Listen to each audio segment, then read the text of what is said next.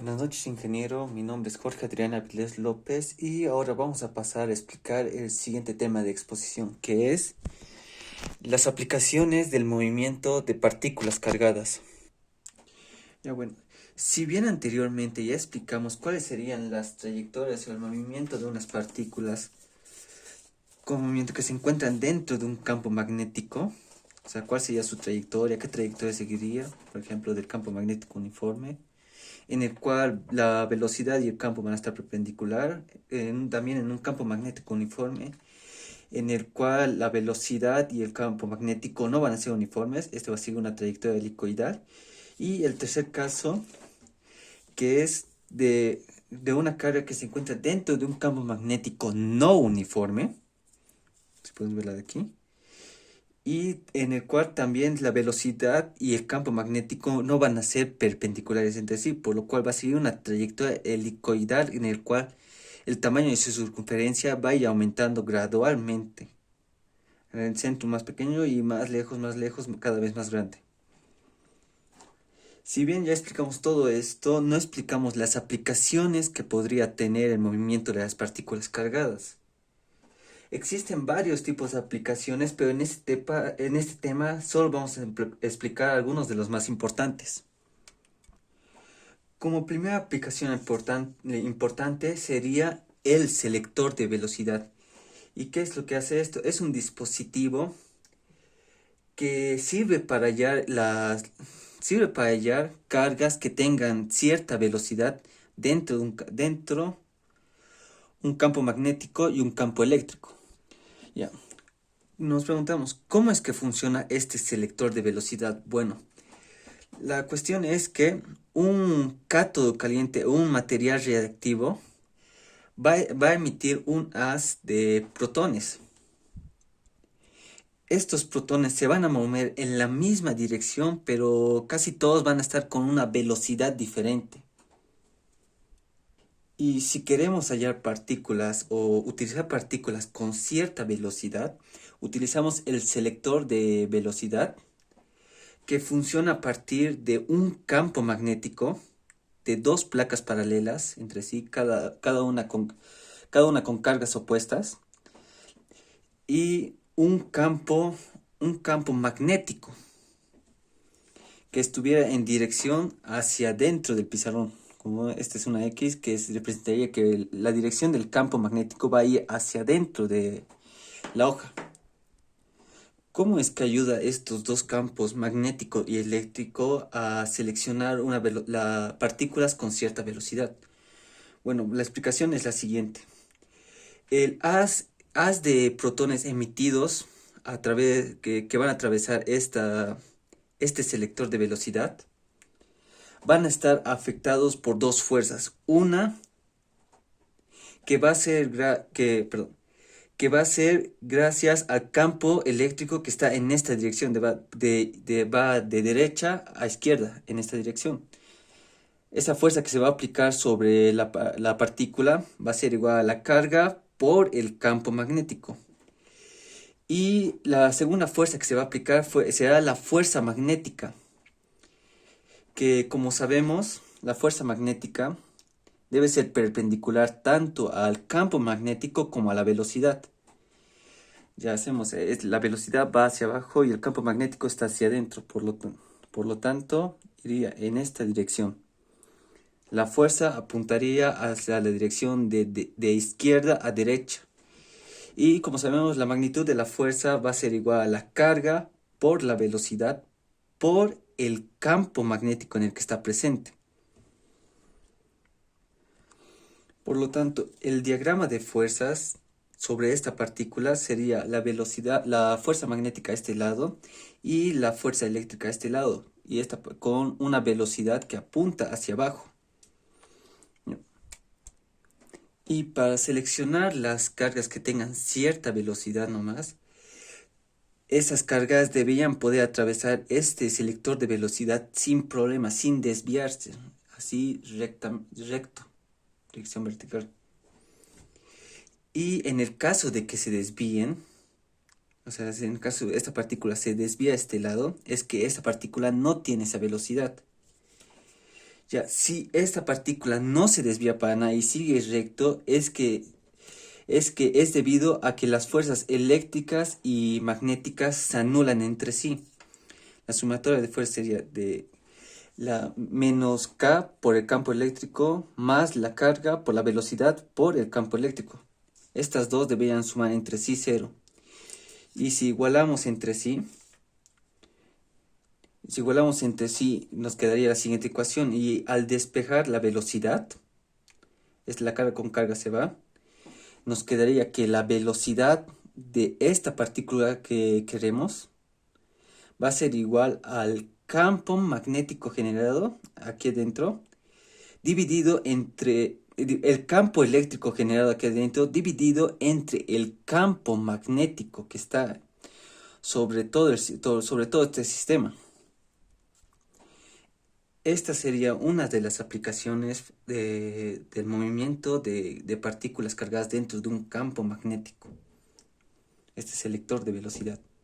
¿Ya? Y junto con esta aplicación viene otra aplicación también, que es el espectrómetro de masa,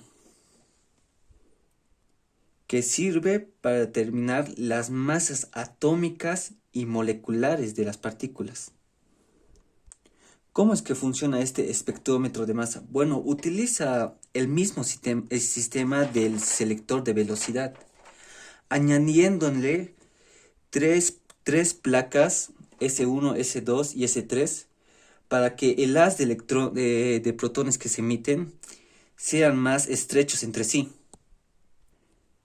Las partículas cruzan el selector de velocidad y solo las que tengan una velocidad igual al campo eléctrico dividido entre el campo magnético van a poder atravesar todo esto. Ahora, al salir de este selector con una velocidad específica, van a pasar a una región donde hay un campo magnético B', no es el mismo que hay dentro de este, es otro, por eso lo vamos a nombrar a este campo magnético B'. Bueno, ahí.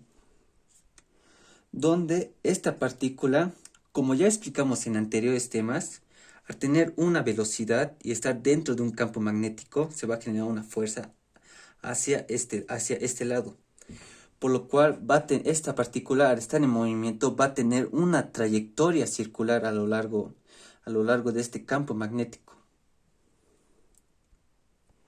Y donde el radio de órbita de las partículas que salen de este selector de velocidad, el radio de órbita va a ser igual a la masa de la partícula por la velocidad dividido entre la carga por el campo magnético prima. Ya. Y con todo esto de aquí, lo único que tenemos que hacer es despejar la masa, la masa de toda esta ecuación. Y tendríamos lo siguiente. La masa va a ser igual al radio de órbita por la carga de esta partícula por el campo magnético prima, que está aquí afuera, dividido entre la velocidad específica con la que sale del selector de velocidad. Todos los valores de aquí, de la derecha, podemos hallarlos. La carga, el campo magnético ya nos dan y la velocidad ya sabemos con la cual sale. Y el radio va a ser diferente para cada partícula que salga. Sabemos que cada partícula va a poder salir si tiene una velocidad específica del campo entre el campo magnético. Pero cada partícula también va a tener diferente masa. Por lo tanto, va a tener un radio de órbita diferente. Para este masa 1 va a ser un radio de órbita más pequeño y para esta masa 2 va a tener un radio de órbita más grande. ¿Y cómo vamos a hallar ese radio? Bueno, vamos a poder hallar gracias a un detector de partículas. Es como una pantalla y con eso vamos a poder medir cuánto es su radio, cuánto es la distancia que hay de radio. Bueno, antes de este experimento del electrómetro de masa, hubo otro experimento, otro tipo de aplicación, que fue el experimento de la carga entre la masa de J.J. Thomson, que utiliza un selector de velocidad para hallar la razón que existe entre la carga de un electrón E entre la masa de ese electrón. Para hallar esta razón de E entre M, se hizo el siguiente experimento. Utilizó un tubo o un contenedor de vidrio al vacío, donde los electrones provenientes de un cátodo se van a acelerar y formarán ¿cómo es esto? Formarán un haz de electrones que se van a emitir debido a la diferencia de potencial que va a existir entre este cátodo y los dos ánodos, que va a ser A y A', donde la energía cinética, que va a ser un medio entre la masa por la velocidad al cuadrado, va a ser igual a la pérdida de energía potencial eléctrica, que va a ser igual a la carga por el potencial que hay aquí, por la diferencia de potencial. Bueno, de esta ecuación,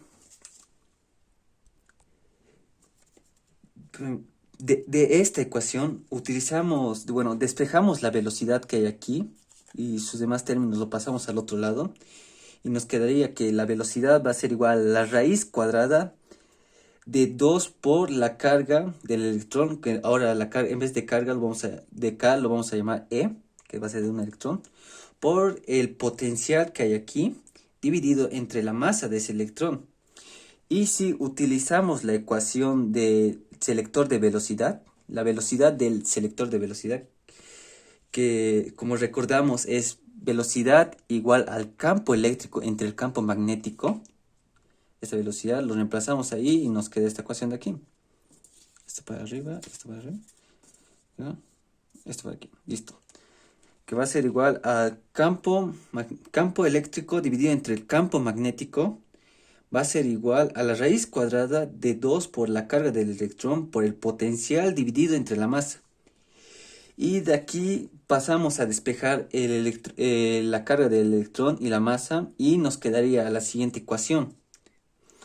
Esta ecuación va a ser igual a la razón de la carga del electrón entre la masa. Bueno, estos valores de aquí no los sabemos, pero los de aquí ya lo sabemos. Dentro de este experimento que utilizó, ya sabemos cuánto es el campo eléctrico que hay aquí, en el cual se utilizaron dos placas paralelas, como en el selector de velocidad. El campo magnético que hay al cuadrado, como también en el selector de velocidad va a tener en esta dirección. Por el potencial que hay entre el cátodo y las dos placas de ánodos. Y bueno, esta sería la razón que existe entre la carga y la masa. Bueno, ingeniero, eso sería todo por ahora. Ese sería ya el tema terminado, la explicación final. Ahora vamos a pasar a resolver un ejercicio de estos. Todavía no hemos decidido cuál, vamos a fijarnos. Pero no creo que sea un ejemplo. Vamos a elegir un ejercicio de la parte final de los ejercicios. Y bueno, eso sería todo por ahora. Nos vemos en el siguiente video.